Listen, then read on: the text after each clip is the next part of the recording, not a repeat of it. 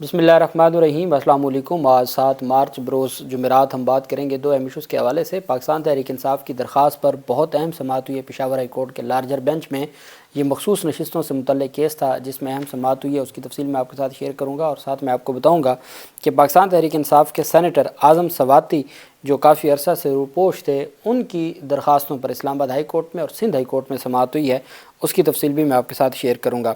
سب سے پہلے تو میں آپ کو بتاتا چلوں کہ صحافی اسد طور کی درخواست پر چیف جسٹس عامر فاروق صاحب کی عدالت میں سماعت ہوئی ہے۔ جب اسد طور کو جاری کیا گیا تھا ایف آئی اے کا نوٹس، تو اس نے ایف آئی اے کے نوٹس کو چیلنج کیا تھا، جس پر چیف جسٹس عامر فاروق صاحب نے ہراساں کرنے سے روک دیا تھا۔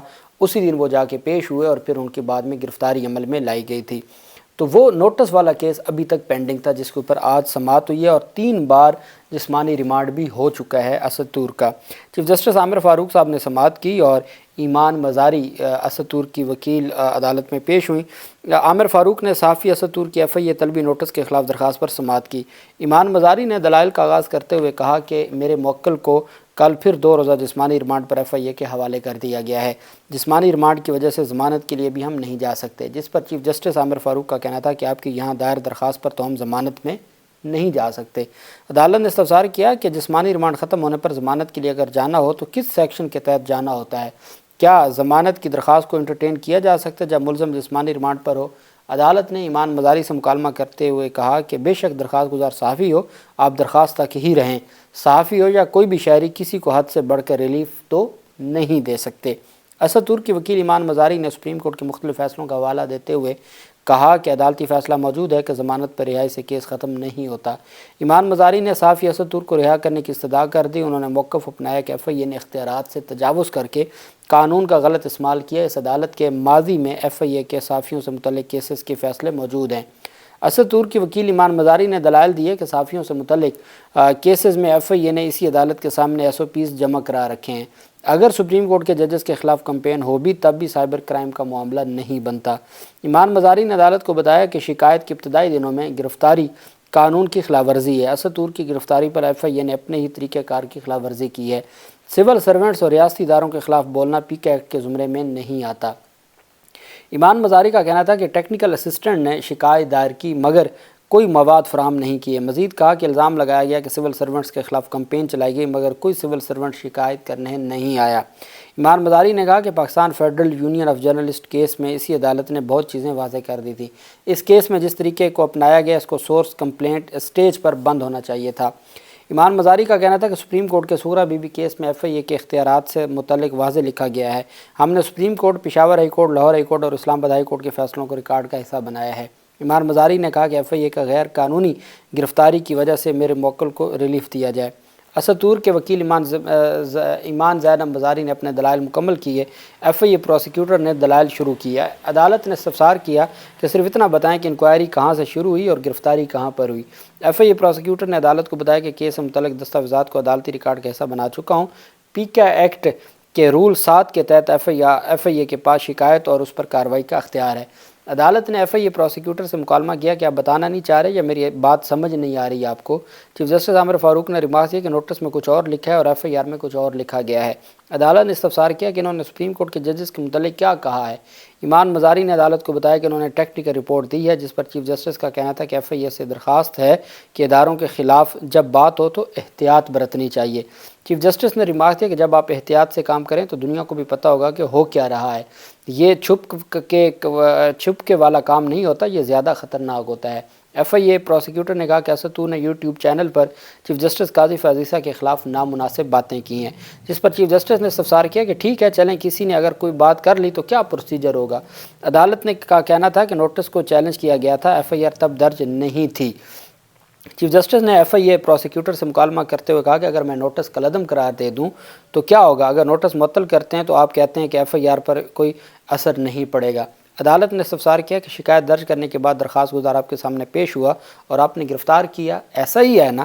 چیف جسٹس نے پوچھا کہ ابھی ریمانڈ کب تک ہے؟ ایف آئی اے پروسیکیوٹر نے بتایا کہ 2 دن ریمانڈ بڑھا کر کل تک کر دیا ہے۔ درخواست گزار ابھی تک 10 روزہ جسمانی ریمانڈ پر ہے۔ ایف آئی اے پروسیکیوٹر نے عدالت کو بتایا کہ پک ایکٹ کے تحت 30 دن تک ریمانڈ پر رکھنے کا قانون ہے، جس پر چیف جسٹس نے استفسار کیا کہ کل جو ریمانڈ مانگا تھا وہ کس لیے مانگا تھا۔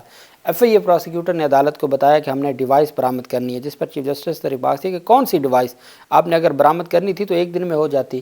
ایف آئی اے پروسیکیوٹر کے دلائل مکمل ہونے پر چیف جسٹس عامر فاروق صاحب نے اس درخواست پر فیصلہ محفوظ کیا ہے جو ایف آئی اے کے نوٹس کو چیلنج کیا گیا تھا، جس کے بعد پھر ایف آئی آر بھی درج ہو چکی ہے، گرفتاری بھی ہو چکی ہے اور 10 روز سے زائد کا 3 دفعہ ریمانڈ بھی ہو چکا ہے۔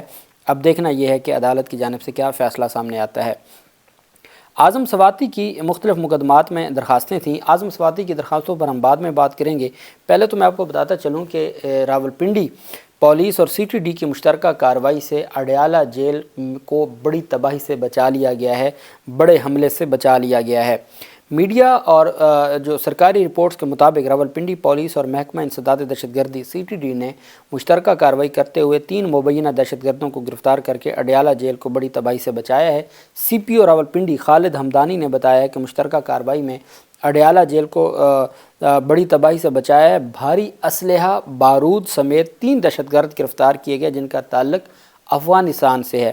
سی پی او راولپنڈی کا مزید کہنا ہے کہ دہشت گردوں سے اڈیالہ جیل کا نقشہ، دستی بم اور دیسی ساختہ بم آئی ای ڈی برآمد ہوئے ہیں۔ انہوں نے بتایا کہ پولیس اور قانون نافذ کرنے والے اہلکاروں نے اڈیالہ جیل اور اس کے اطراف میں سرچ آپریشن شروع کر دیا ہے۔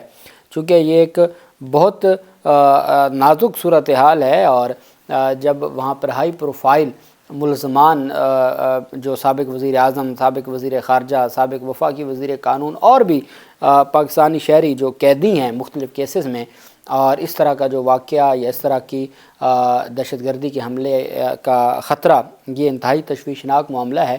اور اچھی بات یہ ہے، مثبت بات یہ ہے کہ دہشت گردوں کو موقع نہ ملا اور اداروں نے کارروائی کی اور ان کے خلاف ایکشن لیا گیا اور ان کو گرفتار کیا گیا، اور ہم امید کرتے ہیں کہ اسی طرح سے کارروائی کی جائے گی۔ اور حفاظت، پاکستان تحریک انصاف نے بھی یہ مطالبہ کیا ہے، اور عمران خان کی جو سیکیورٹی ہے، پروٹیکشن ہے، اور باقی جو جتنے بھی ہر پاکستانی شہری، ایکویلٹی آف سٹیزن کا جو کنسیپٹ ہے کہ ہر شہری چونکہ برابر ہے اور ہر شہری کو تحفظ دینا یہ ریاست پاکستان کی ذمہ داری ہے، اور امید ہے کہ انشاءاللہ ایسا کوئی معاملہ دوبارہ پیش نہیں آئے گا اور کسی دہشت گرد کو یہ موقع نہیں دیا جائے گا کہ وہ کوئی نقصان کرے، اور انشاءاللہ پوری قوم محفوظ رہے گی۔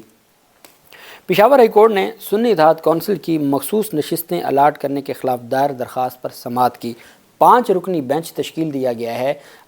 پشاور ہائی کورٹ کے کل 2 رکنی بینچ تھا جس نے اسٹے آرڈر جاری کیا تھا اور ساتھ ہی فائل بھجوائی تھی چیف جسٹس صاحب کو کہ وہ اس کے اوپر سماعت کریں، اور چیف جسٹس صاحب اس معاملے پر نیا بینچ تشکیل دیں۔ یہ درخواست کی گئی تھی اور یہ استدعا کی گئی تھی۔ اسی میں اہم پیش رفت سامنے آئی کہ 5 رکنی بینچ تشکیل دیا گیا chief justice Peshawar high court کی جانب سے۔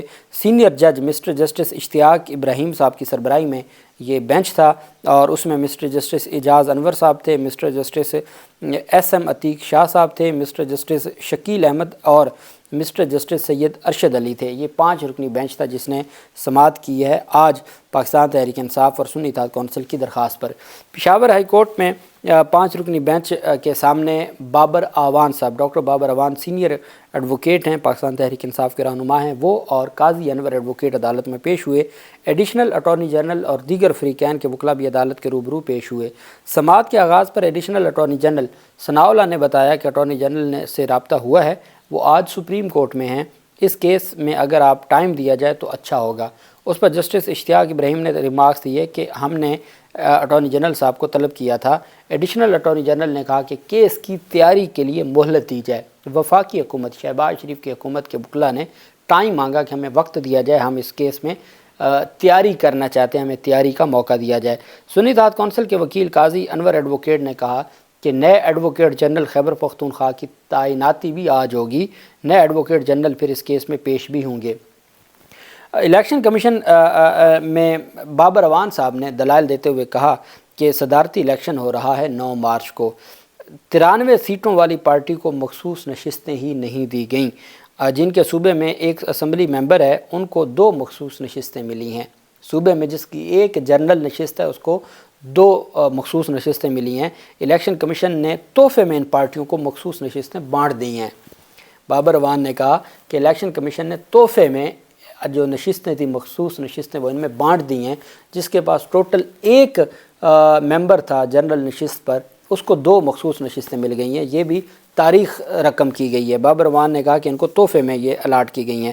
قاضی جواد ایڈوکیٹ نے کہا کہ اس کیس کی مکمل سماعت ہوگی تو پھر ہی عدالت کوئی فیصلہ جاری کر سکے گی، انٹرم آرڈر کو تھوڑا موڈیفائی کر دیں، جو خواتین منتخب ہوئی ہیں ان کا بھی حق ہے، مخصوص نشستوں میں ذکر کر دیں خواتین کا بھی۔ اور کل اعتزاز احسن صاحب نے بڑی اچھی بات کی ہے کہ ہمارے ملک میں خواتین ہیں یا اقلیتیں ہیں ان کا بھی حق ہے، اور وہ بھی اتنی شہری ہیں جو باقی شہری ہیں۔ تو اگر خواتین کا فیصلہ نہیں ہوتا یا اقلیتوں کا فیصلہ نہیں ہوتا اور آپ الیکشن کروا دیتے ہیں، صدر کا ہو یا وزیر اعظم کا ہو یا اسپیکر کا ہو، تو یہ آپ بیسیکلی ان سے ان کا حق چھین رہے ہیں، اور وہ بھی اتنے ہی پاکستانی ہیں جتنے باقی پاکستانی ہیں۔ اور یہی بات کی ہے قاضی انور ایڈوکیٹ نے پشاور ہائی کورٹ کے 5 رکنی بینچ کے سامنے کہ جناب والا آپ اپنا جو انٹرم آرڈر ہے اس کو موڈیفائی کر دیں، اس کو تھوڑا تبدیل کر دیں اور اس میں خواتین کا بھی ذکر کر دیں۔ جسٹس اشتیاق ابراہیم نے ریمارک دی کہ اٹارنی جنرل آئندہ سماعت پر پیش ہوں، حکم امتناع بدھ کے دن تک 13 مارچ تک ہم توسیع کر رہے ہیں، بدھ کے دن اس کیس کو دوبارہ سنیں گے، اور بدھ کے دن تک اسپیکر تمام مخصوص نشستیں جو الاٹ کی گئی ہیں، پاکستان تحریک انصاف سنی اتحاد کونسل کی مخصوص نشستیں باقی سیاسی جماعتوں کو الاٹ کی گئی ہیں، ان کو روکا جاتا ہے، اور وہ جو اسپیکر ہیں، ممبران جو اسپیکر ہیں صوبائی اسمبلیوں کے یا نیشنل اسمبلی کے، ان کو روکا جاتا ہے، وہ حلف نہیں لیں گے 13 مارچ تک۔ ایک ہفتے کا تقریباً پاکستان تحریک انصاف کی درخواست پر سٹے آرڈر جاری کر دیا ہے 5 رکنی بینچ نے۔ جو بیرسٹر علی ظفر صاحب ہیں ان کی جانب سے کہا گیا ہے کہ لاہور ہائی کورٹ میں پنجاب کی حد تک مخصوص نشستوں کا جو معاملہ ہے، ہم لاہور ہائی کورٹ میں جا رہے ہیں، آج ڈرافٹ تیار ہو گیا ہے اور آج ہی لاہور ہائی کورٹ میں بھی درخواست دائر کر دی جائے گی۔ اب چونکہ 5 رکنی بینچ کا انٹرم آرڈر آ گیا ہے تو اس کے بعد باقی ہائی کورٹس میں بھی انٹرم جو ریلیف ہے وہ مل جائے گا۔ اللہ پاک پاکستان کا حامی و ناصر ہو۔ بہت شکریہ۔ اللہ حافظ۔ پاکستان زندہ باد۔